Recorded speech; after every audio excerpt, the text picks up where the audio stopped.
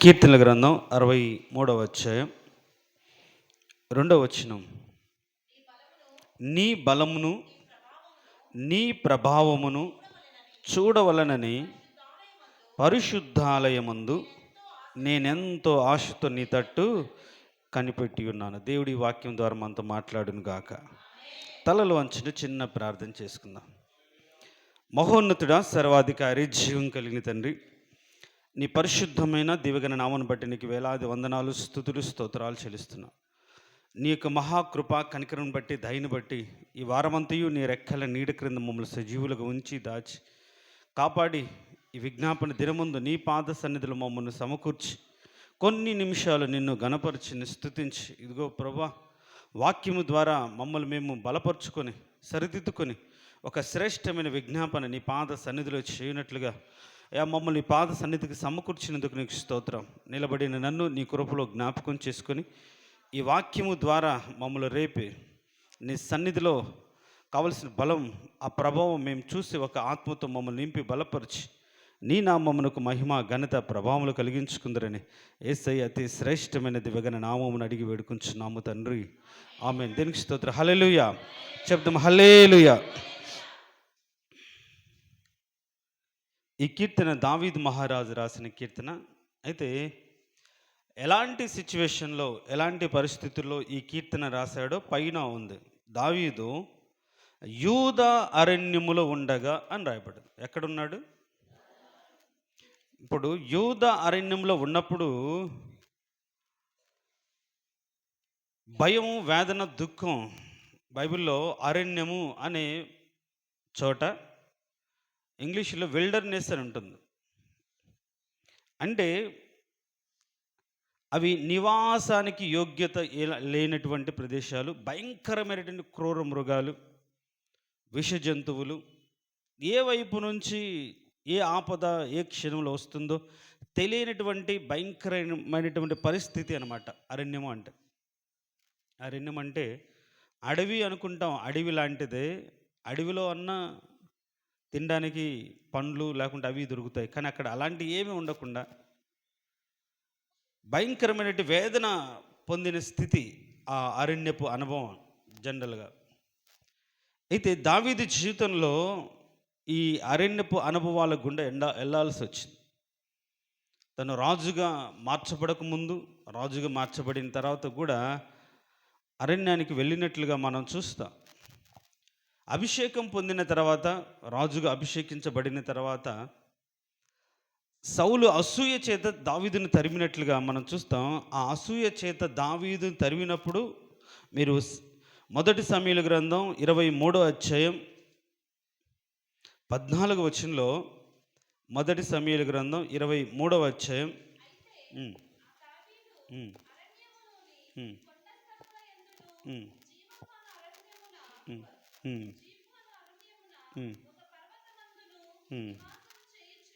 చాలు చూడండి. అభిషేకించబడినటువంటి రాజుగా అభిషేకించబడ్డాడు, కానీ రాజ్యం ఇంకా అతనికి అప్పచెప్పబడలేదు.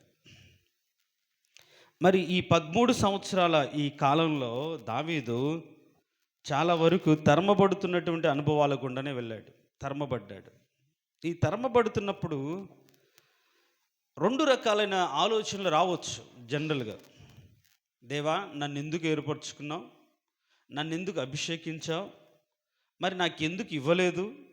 జనరల్గా అయితే మనమైతే అంటాం, ఎవరైనా మనకు వాగ్దానం చేస్తే అది వెంటనే మన జీవితంలో కలగకపోతే వెంటనే ఏమంటామంటే చాలా నిరాశతో, నిస్పృహతో, బాధతో, అసలు ఎందుకు ఇచ్చాడు దేవుడు? నన్ను ఎందుకు పిలిచాడు?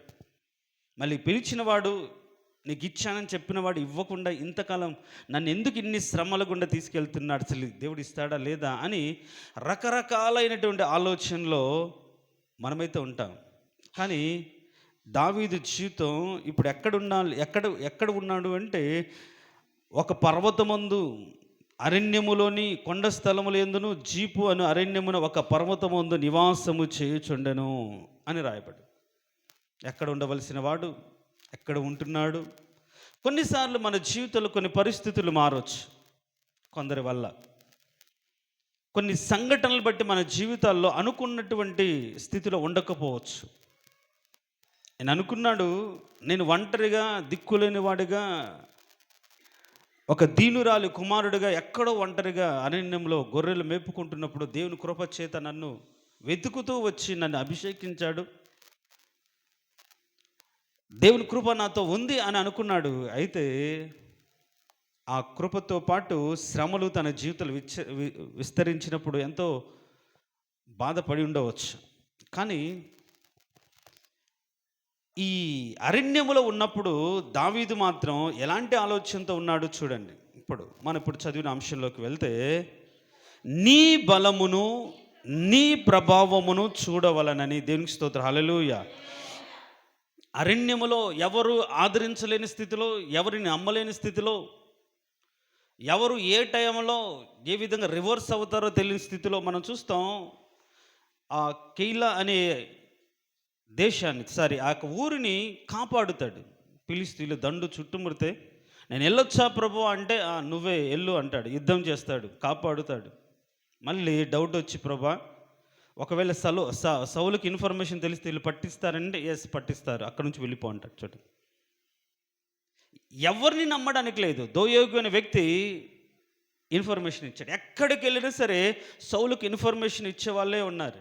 అంటే ఎక్కడ తను నిలవరమైన స్థానము లేక, నివాసం లేక, ఎవరి దగ్గరికి వెళ్ళినా సరే వాళ్ళకు కూడా క్షేమం కాదు. నోపు అనే పురానికి ఆయన ఒక పట్టణానికి, యాజకులుండే పట్టణానికి వెళ్తాడు. పాపం అక్కడున్న యాజకులు తెలియకుండా, రాజు యొక్క సైనికుడు కదా, యెహోవా యుద్ధములు చేస్తున్నవాడు, ఏదో పని మీద వచ్చి ఉంటాడు అనుకొని ఉండి, సరే ఏమి ఉంది అంటే సన్నిధి రొట్టెలు పెట్టి, ఇంకేమన్నా ఉందా అంటే నువ్వు గొల్యాతుని చంపిన ఖడ్గం ఉంది అని ఇచ్చి, వాళ్ళకి తెలియకుండా ఇచ్చి పంపితే, నేను రాజు పని మీద ఉన్నానని చెప్పి వెళ్తే, ఈ విషయం దోయోగి చెప్తే వచ్చి అక్కడున్న యాజకులందరినీ చంపేస్తారు సౌలు. తనకు క్షేమం లేదు, తనతో ఉన్న వారికి క్షేమం లేదు, వెంబడిస్తున్న వారికి క్షేమం లేదు. వారిని తనతో కూడా ఉంచుకోవడానికి కష్టం. ఎందుకంటే రాజు పగబట్టి వారిని చంపుతూ ఉన్నాడు. ఎవరి దగ్గరికి వెళ్ళలేని స్థితి. అందుకని ఫిలిష్తీయుల దేశానికి వెళ్ళి అక్కడ ఉన్నట్టుగా మనం చూస్తాం. అక్కడ వెర్రివాడిగా, పిచ్చివాడిగా, గడ్డము చెరుపుకొని, తల వెంట్రుకలు విరబోసుకొని, నోటి నుంచి ఉమ్ము కార్చుకుంటా పిచ్చివాడిగా బ్రతకాల్సి వచ్చింది. చూడండి, ఇలాంటి భయంకరమైన స్థితిలో గుండా వెళ్ళినప్పుడు దావీదు యొక్క ఆలోచన ఏమై ఉంటుంది? ఏం ప్రభా, నన్ను ఎందుకు పిలిచావు?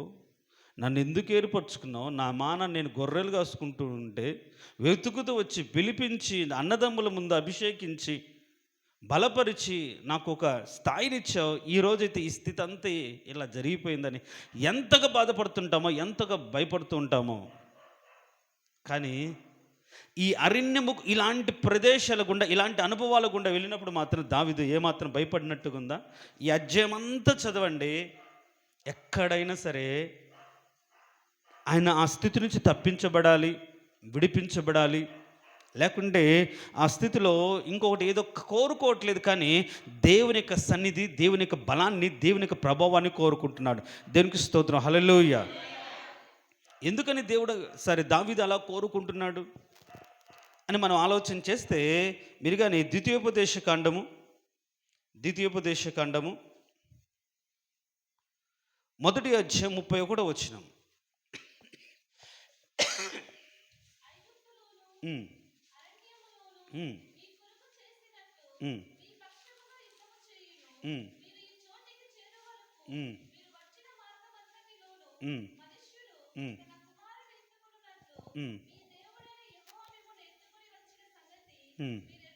చాలు, దేవునికి స్తోత్రం, హల్లెలూయా. ఇంకా నా వైపు చూడండి. రెఫరెన్స్ చెప్పాను, చదివేరే అయిపోయింది. అక్కడ చదివిన మాటను మనం కానీ గమనిస్తే, అది ద్వితీయోపదేశ ఖండంలో అరణ్యంలో దేవుడు వారిని కాపాడిన సంగతి. ఒక మనుషుడు ఎత్తుకొని వచ్చినట్లుగా నేను ఎత్తుకొని వచ్చాను, నేను కాపాడాను. గ్రద్ద తన పిల్లలను ఏ విధంగా ఎత్తుకొని వచ్చిందో అలా నేను ఎత్తుకొని వచ్చాను. ఎక్కడ అంటే అరణ్యములో ఉన్నప్పుడు. అరణ్యంలో నువ్వు బాధపడుతున్నప్పుడు, ఇబ్బంది పడుతున్నప్పుడు నేను నీకు తోడుగా ఉన్నాను, నేను నిన్ను ఎత్తుకున్నవాడును, నేను నిన్ను కాపాడేవాడును. ఇప్పుడు అలాంటి తన పితరుల పక్షాన దేవుడు కార్యం చేశాడు అనే ఆలోచన ఎప్పుడైతే దావీదు జీవితంలో వచ్చిందో, ఇప్పుడు ఆయన అరణ్యము గుండా వెళ్తున్నప్పుడు ఎలాంటి బాధ పడలేదు. ఒక నిరీక్షణ, నా పితరులను అరణ్యములో నడిపించాడు. బైబిల్లో ఉంటుంది, అరణ్యమున బండను చీల్చను, ఆహారాన్ని ఇచ్చను. అంటే అరణ్యపు గుండా ఆయన నడిపించింది ఆయనే, పోషించింది కూడా ఆయనే. అరణ్యము గుండా నడిపించింది ఆయనే కదా. ఎక్కడి నుంచి వెళ్ళాలి అంటే ఈ అరణ్యం గుండా వెళ్ళాలి అని చెప్పింది ఆయనే కదా. మరి అన్ని అరణ్యం గుండా నడిపించినప్పుడు తోడుగా ఉన్నాడు, అగ్నిస్తంభంగా ఉన్నాడు, మేఘస్తంభంగా ఉన్నాడు, బండగా వెంబడించాడు, పూరేళ్ళనిచ్చాడు, మన్నానిచ్చాడు. ఇంకా అక్కడ నుండి ఎడారి జంతువులు, విష సర్పాల నుంచి ఎక్కడ కూడా హాని కలగలేదు. దేవుడు క్షేమంగా నడిపిస్తూనే ఉన్నాడు. కాబట్టి మన జీవితాల్లో ఒకవేళ అరణ్యపు అనుభవాల గుండా మనం వెళ్ళినప్పుడు బాధపడకుండా మనం ఏం చేయాలంటే ఆయన బలాన్ని మనం చూడాలి. దేవునికి స్తోత్రం, హల్లెలూయా. పితరులు ఆ బలాన్ని చూశారు, అరణ్యములో దేవునికి బలాన్ని చూశారు, దేవునికి శక్తిని. అలాంటి అనుభవాల గుండా వెళ్ళేటప్పుడు ఆయన శక్తి సామర్థ్యాన్ని ఎరిగినట్లుగా ఇప్పుడు ఈయన ఈ అరణ్యము గుండా వెళ్తున్నప్పుడు నా పితరులను నడిపించినట్లుగా నీ బలాన్ని, నీ ప్రభావాన్ని ఈ అనుభవంలో నేను చూడాలి ప్రభు అని దేవుని వైపు నిరీక్షణతో ఆశ పెట్టుకుంటున్నాడు. అది దావీదు యొక్క విశ్వాసం.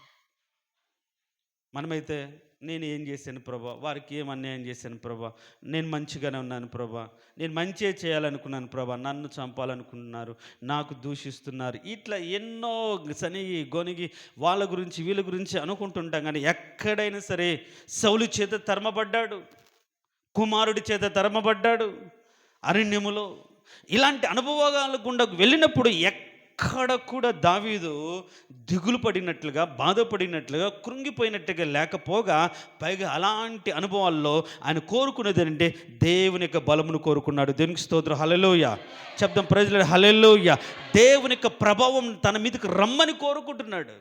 తన ఆశ కూడా ఆయన ఏ విధంగా తన ప్రభావాన్ని, తన బలాన్ని నా పక్షాన్ని చూపించి విడిపిస్తామనే ఆశతో దేవుని కోసం ఎదురు చూశాడు.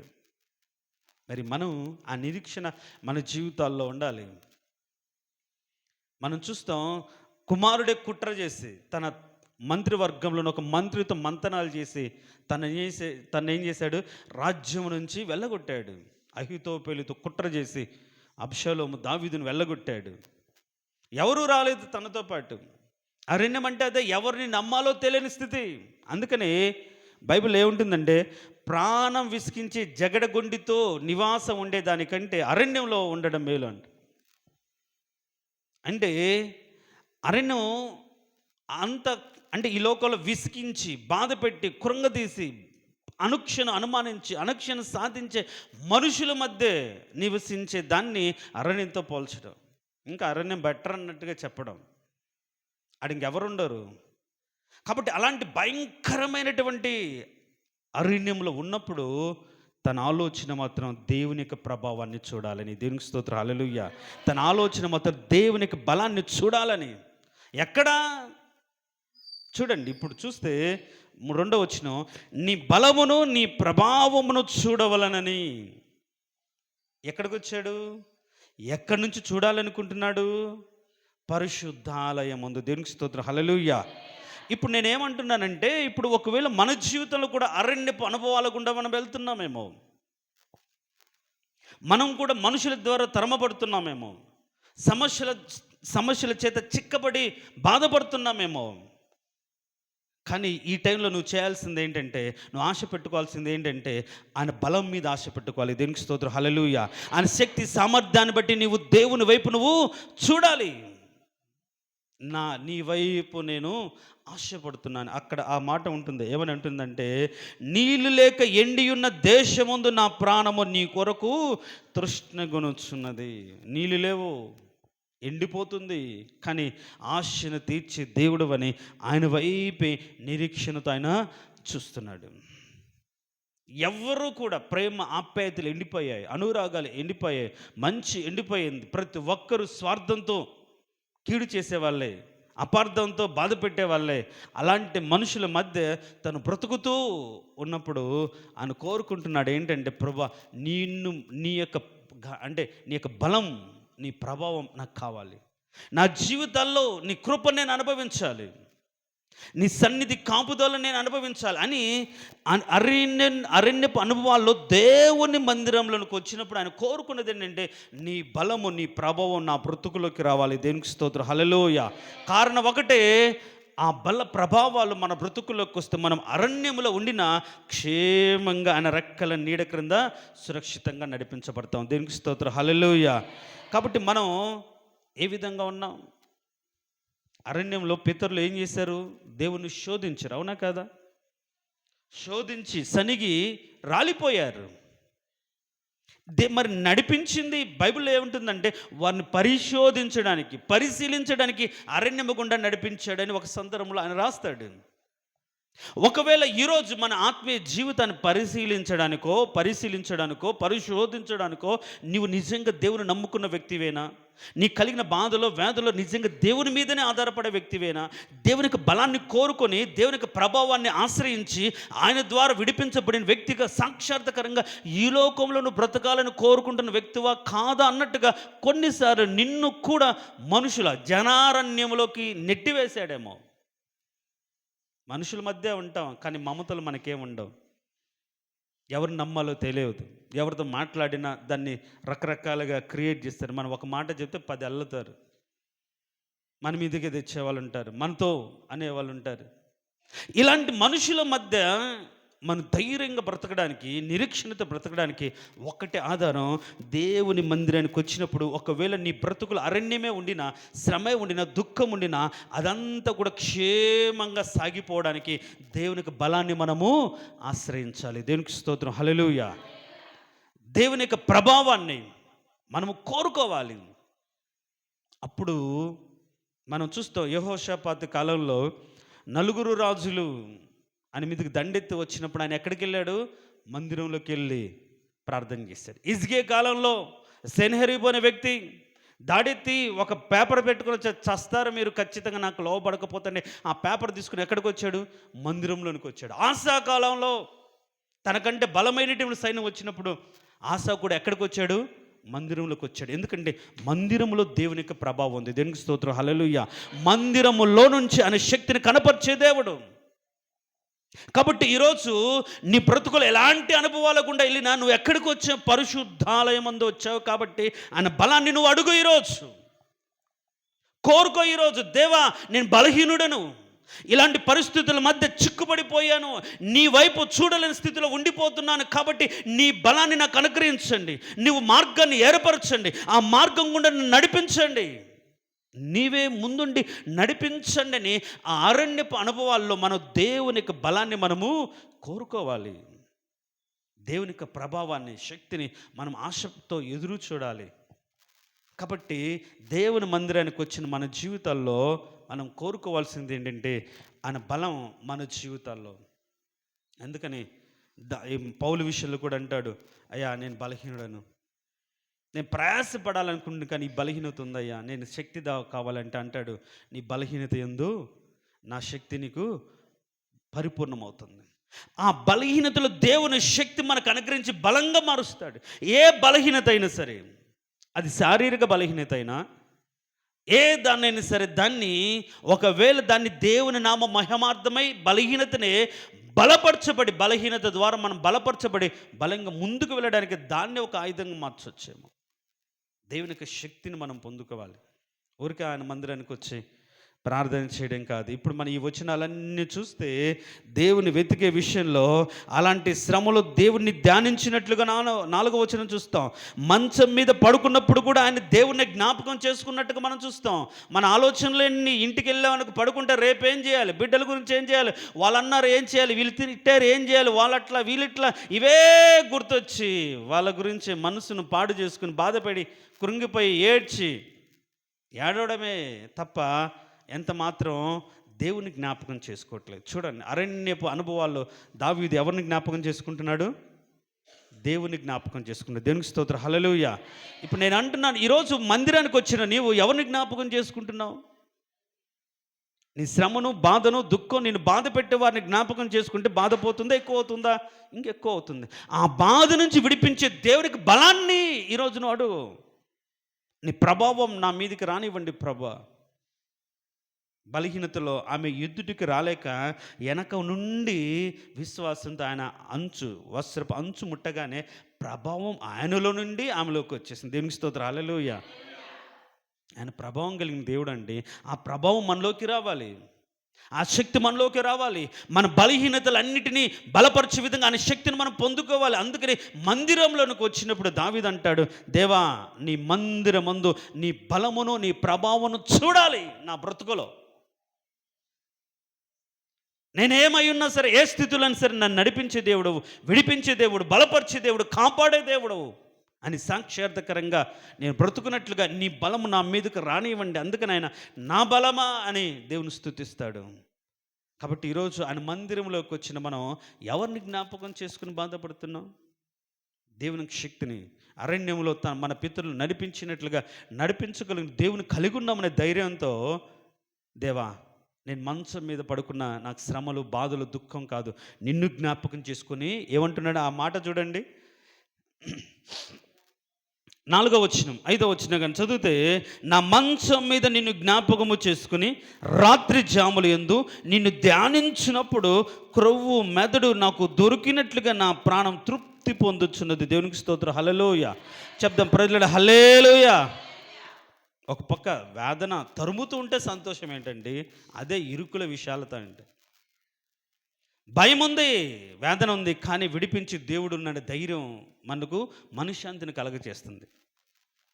సమస్యలు ఉన్నాయి, ఇరుకులు ఉన్నాయి, కష్టాలు ఉన్నాయి, కానీ కాపాడే దేవుడు నాకున్నాడనే ఆలోచన మనకేం చేస్తుంది? నెమ్మదిని కలగజేస్తుంది. ఇప్పుడు ఈయన మంచం మీద పడుకున్నప్పుడు దేవుని దాన్ని, దేవా నా జీవితంలో నీ ప్రభావం ఎలా కనపరుస్తావో నాకు తెలియదు తండ్రి, నా పితరుల పక్షాన అలాంటి అద్భుత కార్యాలు జరిగించావు, నువ్వు చూపించావు, అలా జరిగించని ఆయన ధ్యానము చేస్తున్నప్పుడు, ఆయన క్రియలను ఆయన ధ్యానం చేస్తున్నప్పుడు ఆయన అద్భుత కార్యాలన్నిటిని ఆయన జ్ఞాపకం చేస్తే, అబ్బా ఎంత గొప్ప దేవుడు, నా జీవితంలో కూడా ఇంత గొప్పగా విడిపిస్తాడేమో, ఇంత గొప్పగా తప్పిస్తాడేమో అని తలంపు తన హృదయంలోకి రాగానే ఒకలాంటి తృప్తి తన జీవితంలోకి వచ్చి నిర్భయంగా సంతోషంగా ఉన్నాడంట. దేవునికి స్తోత్రం, హల్లెలూయా. చూడండి మరి మన మనసులో ఏం ఆలోచన చేస్తున్నారు? విజ్ఞాపన చేయడానికి వచ్చినప్పుడు, దేవుని సన్నిధిలోకి వచ్చినప్పుడు ఆయన చేయగలిగిన దేవుడు ధైర్యంగా ఆయన బలాన్ని, ఆయన ప్రభావాన్ని మన జీవితంలో కనపరిచే విధంగా. అందుకని ఒక మాట అంటాడు, మీరు కానీ చూడండి, ఎఫెసీయులకు రాసిన పత్రిక 1వ అధ్యాయం, ఎఫెసీయులకు రాసిన పత్రిక 1వ అధ్యాయం 19వ.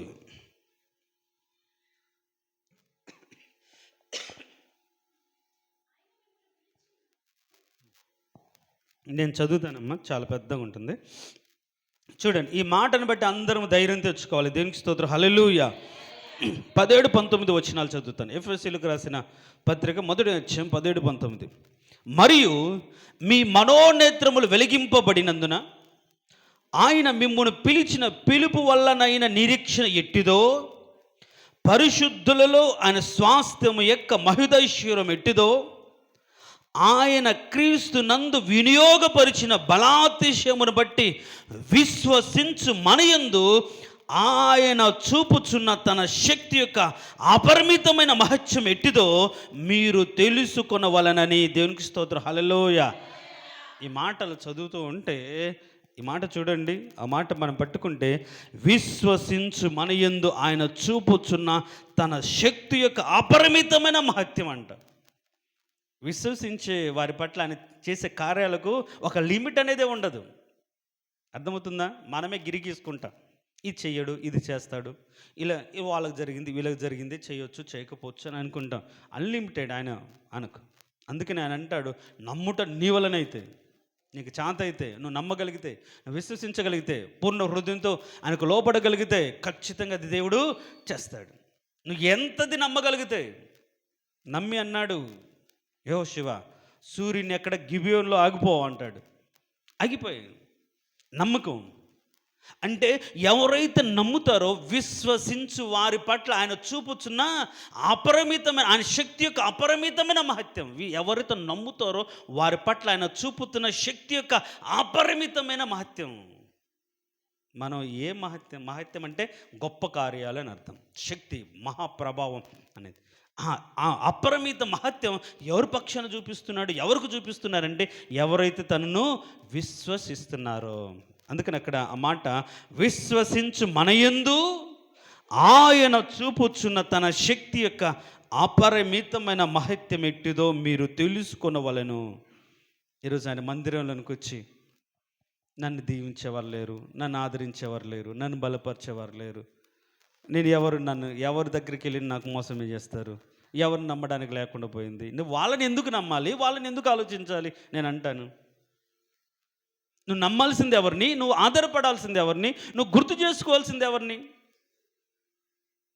శత్రువులు ఎదుటని భోజనం సిద్ధపరిచే దేవుడు కదా.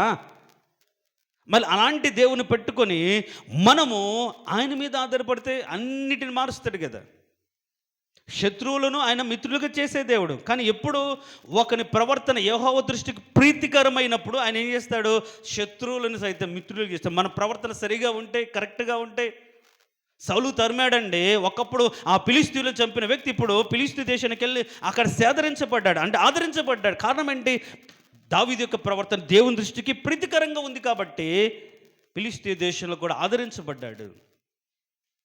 కాబట్టి ఈరోజు దేవుని యొక్క శక్తి యొక్క అపరిమిత మహత్యం ఎవరి పట్ల చూపుతున్నాడంటే, ఆయన మందిరంలోకి వచ్చి, దేవా నీ బలాన్ని నాకు కనపరచు, నా జీవితంలో చూపించు, నీ యొక్క ప్రభావంని నా బ్రతుకులోకి రానివ్వండి ప్రభు అని మనస్ఫూర్తిగా ఆయన సన్నిధికి వచ్చి మనం అడుగుతామో, ఆయన ప్రభావం ఆయనలో నుండి మనలోకి వస్తుంది. దేవునికి స్తోత్రం, హల్లెలూయా.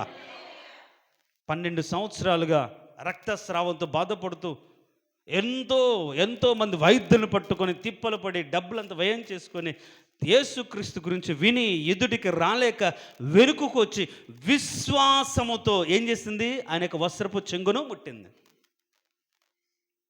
విశ్వసించు వారి పట్ల, ఆ మాట చూడండి, విశ్వసించు మనయందు ఆయన చూపుచున్న తన శక్తి యొక్క అపరిమితమైన మహత్యం. ఇప్పుడు ఆమె విశ్వసించిన ఆమె పట్ల ఆయన చూపిన అపరిమిత మహత్యం, ఆయన శక్తి యొక్క అపరిమిత మహత్యం ఏంటంటే ప్రభావం.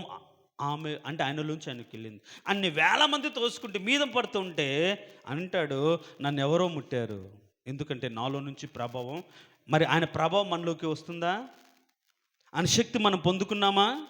మన బలహీనతలో మనం శక్తి పొందుకునే విధంగా ఆయన మందిరంలోకి వచ్చిన మనము, ప్రభువా నా బలహీనతలో నేను పరిపూర్ణ అగునట్లుగా నీ శక్తి చేత నా బలంతో బలపరచు అన్నట్లుగా ప్రార్థించామా? పరిశుద్ధాలయమందు ఆయన బలమును, ఆయన ప్రభావం చూడన్న దృష్టి మనకుందా? నన్ను బలపరుస్తావన్న నమ్మకంతో, తృప్తితో దేవుని సన్నిధికి వచ్చి నువ్వు ప్రార్థన చేస్తున్నావా? ఆ నమ్మకం దావీదుకు ఉంది కాబట్టి అరణ్యంలో పోషించబడ్డాడు. అరణ్యంలో ఆయన ఎంత ఇబ్బంది పడ్డా దేవుని అయితే శోధించలేదు, దేవుని అయితే సనగలేదు, దేవుని అయితే గొనగలేదు. కానీ ఈరోజు వారు అరణ్యంలో నశించిపోవడానికి గల కారణం ఏంటంటే, వారు సనిగారు, మరిచిపోయారు, దేవుని విసిగించారు.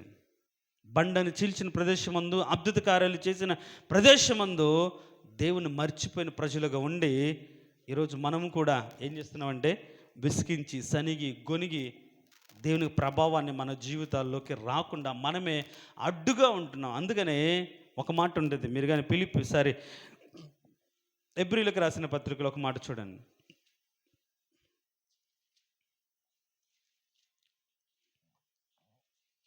హెబ్రీయులకు రాసిన పత్రిక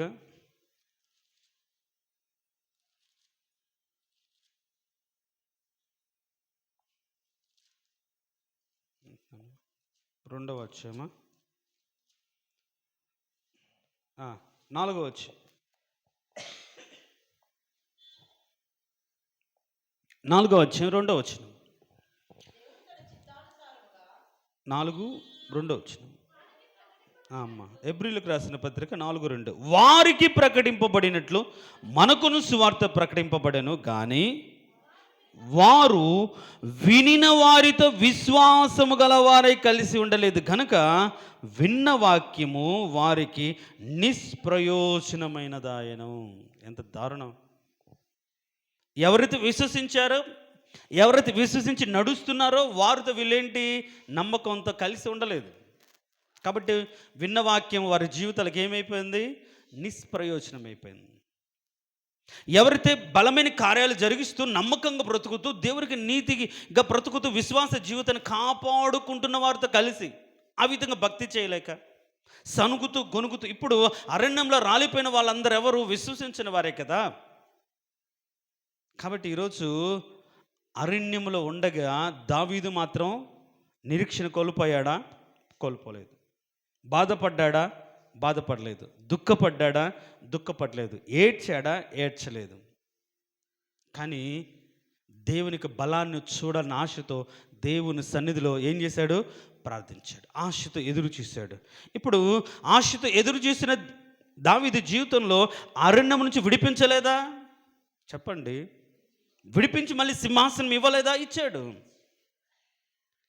సౌలు తరిమిన సౌలు చనిపోయిన తర్వాత సింహాసనాన్ని అందరు వచ్చి బతిమలాడి సింహాసనం చేశాడు, పట్టాభిషేకం చేశాడు.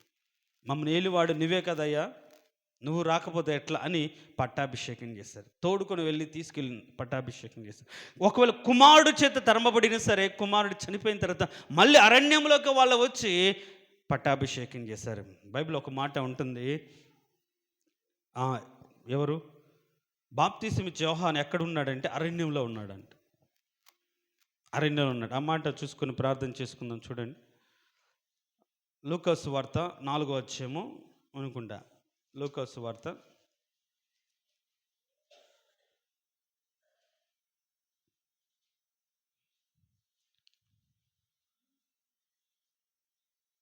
3వ అధ్యాయం నేను చదువుతాను చూడండి. తిబెరికైసరు ఏలుబడిలో 15వ సంవత్సరం ముందు యూదాకు పొంతి పిలాతు అధిపతిగాను, గలిలయకు హేరోదు చతుర్థాధిపతిగాను, ఇతూరియ త్రికోణితి దేశములకు అతని తమ్ముడని పిలుపు చతుర్థాధిపతిగాను, అబీలేని దేశమునకు లూసానియు అధిపతిగాను, అన్నయు కయపయు ప్రధాన యాజకులుగాను ఉన్న కాలమున అరణ్యములో ఉన్న జకర్య కుమారుడని యెహోవా యొద్దకు దేవుని వాక్యము వచ్చాను. దేవునికి స్తోత్రం. హల్లెలూయా చెప్దాం. ప్రజలు హల్లెలూయా. ఎక్కడికి వచ్చింది? అరణ్యములో ఉండే అనుకొచ్చింది. కాబట్టి మన అరణ్యములో ఉన్నాము కాబట్టి గొప్ప గొప్ప వాళ్ళు ఉండొచ్చు, కానీ దేవుని కృప మనల్ని వెతుక్కుంటూ వస్తుంది, మనం బలపరచడానికి వస్తుంది. అందుకని అరణ్యంలో సిద్ధపరిచి కేక అని వేశాడు. కాబట్టి ఈరోజు మనము కూడా అరణ్యములో లాంటి అనుభవం గుండా ఉంటున్నప్పుడు, ఇప్పుడు వాక్యము ఎక్కడికి వచ్చిందంటే మన దగ్గరకు వచ్చింది, మనం బలపరచడానికి వచ్చింది, మనల్ని సేద తీర్చడానికి వచ్చింది, మనల్ని దేవుని సన్నిధిలో బలపరిచి దేవునికి ప్రభావాన్ని కలిగి ఈ లోకంలో బ్రతకడానికి ఆయన వాక్యం మన దగ్గరకు వచ్చింది. కాబట్టి మనం అరణ్యంలో మన పితరులాగా సనిగి గొనిగి దేవుని కృపను నిష్ప్రయోజనము చేసుకోకుండా మన దగ్గరికి వచ్చిన వాక్యాన్ని మనం అంగీకరించి విశ్వసిస్తున్న వారి పట్ల ఆయన చూపే శక్తి యొక్క అపరిమిత మహత్యాన్ని మన బ్రతుకులో కలిగి ఒక బలమైన సాధనాలుగా మనం ఉపయోగపడినట్లుగా ఆయన పరిశుద్ధాలయమందు ఆయన బలమును, ఆయన ప్రభావమును మనము చూడాలి. దేవునికి స్తోత్రం. హల్లెలూయా. ఇప్పుడు మనం ఏమని ప్రార్థన చేయాలి? దేవా, నా సమస్యల్లో నీ బలాన్ని నేను కనపరచాలి, నా జీవితంలో నీ ప్రభావాన్ని నేను కనపరచాలి. నీ వలన బలం పొందిన వ్యక్తిగా నన్ను మార్చండి, శ్రమలో నీ వలన బలం పొందిన వ్యక్తిగా మార్చండి. ఈ సమస్యలో, ఇబ్బందులో, బాధలో, ఇరుకులో, కన్నీళ్ళలో, దుఃఖంలో నీ వలన బలం పొంది నీ ప్రభావాన్ని పొందుకొని వాటి జయకరమైన జీవితంగా మార్చబడిన వ్యక్తిగా నన్ను ఉంచండి. అందుకనే నీ మందిరానికి నేను వచ్చానని ఈరోజు మనం అందరం కూడా ప్రార్థన చేయాలి. తలలు వంచండి. తలలు వంచిన మనం ఎవరు మౌనంగా ఉండగా ప్రతి ఒక్కరూ కూడా ఏదో ఒక అరణ్యంలో ఉన్నారేమో, జీపు అరణ్యంలో ఉన్నారేమో, సీనాయి అరణ్యంలో ఉన్నారేమో. అరణ్యము అంటే మనం ఎవరిని పట్టించుకోలేని స్థితి, ఎవరి ప్రేమను మనం పొందలేని స్థితి, ఎవరు మన దగ్గరకు రాలేని స్థితి, ఎవరిని మనం నమ్మలేని స్థితి, భయంకరమైనటి విష జంతువులు, విష సర్పాలు, క్రూర జంతువులు ఎప్పుడు ఏ టైమున ఏ విధంగా ఏ వైపు నుంచి ఆపద వస్తుందో తెలియని ఒక భయంకరమైన స్థితి. ఈరోజు నువ్వు అలాంటి జనారణ్యం మధ్యలో ఉంటున్నావేమో, కానీ దేవుడు ఒక నిరీక్షణతో కూడిన మాట ఈరోజు చెప్తున్నాడు. అరణ్యములో ఉన్న యోహాను ఎద్దుకు వాక్యం వచ్చినట్లుగా అరణ్యము లాంటి వేదన పడుతూ, దుఃఖపడుతూ, కృంగిపోతూ, దిగులు పడుతూ, ఎవరు నమ్మలేక, ఎవరి ద్వారా ఆదరించబడలేక, ఒంటరిగా దిక్కులేని స్థితిలో ఉన్న నీ యొద్దకు వచ్చి దేవునికి ప్రభావాన్ని, దేవునికి బలంని పొందుకోవడానికి దేవునికి మందిరంలోకి నిన్ను సమకూర్చాడు. నీ సమస్య ఎలాంటిదైనా, నీ బాధ ఎలాంటిదైనా, నీ కష్టం ఎలాంటిదైనా, నీ ముందు ఉన్నటువంటి స్థితి ఏదైనా సరే నమ్ము. ఈరోజు విశ్వసించుచున్న వారి పట్ల ఆయన శక్తి యొక్క, ఆయన చూపు శక్తి యొక్క అపరిమిత మహత్యం నువ్వు చూడాలి. ఈరోజు నమ్ము. ఈ రాత్రి దావీదులాగా అరణ్యపు అనుభవాల్లో దేవుని మందిరానికి వచ్చి అయ్యా నీ బలాన్ని చూడాలని కోరుకున్నాడు. అరణ్యపు అనుభవాల గుండా తను వెళ్తున్నప్పుడు దేవుని మందిరంలో దేవుని ప్రభావాన్ని చూడాలనుకున్నాడు. ఆయన నిశ్చయంగా తన ఆలయం మందు ఉన్న దేవుడై ఉన్నాడు. ఈ యొక్క చోటు ఆయన కనుదృష్టి ఉండే ప్రదేశము కాబట్టి ఆయన సన్నిధిలోకి వచ్చిన నీవు కృంగిపోక, అలసిపోక, బాధపడక ఈరోజు ప్రార్థన చేయి. ప్రభువా, విశ్వసించిన వారి పట్ల మీరు చూపే శక్తి యొక్క అపరిమిత మహత్యం 12 ఏండ్లకు పొందలేని ఒక రక్తస్రావం గల స్త్రీ నిన్ను నమ్మి పొందింది తండ్రి. ఈ రాత్రి నేను పొందాలి. ఆ ప్రభావం నా కుటుంబంలోకి రావాలి. నా బ్రతుకును బాగు చేయాలి. పాడైపోయిన, చెడిపోయిన నా జీవితంలో తిరిగి నూతన కృప, నూతన క్రియ జరగాలి. అయా నీ ప్రభావంతో నన్ను నింపండి. అయా నీ ప్రభావం, మందిరంలో ఉన్న ప్రభావం నాలోకి వచ్చునుగా. కానీ మనస్ఫూర్తిగా అడగండి. ఈ రాత్రి అందరూ నోరు తెరిచి అడుగుదాం. అందరూ నోరు తెరవాలి.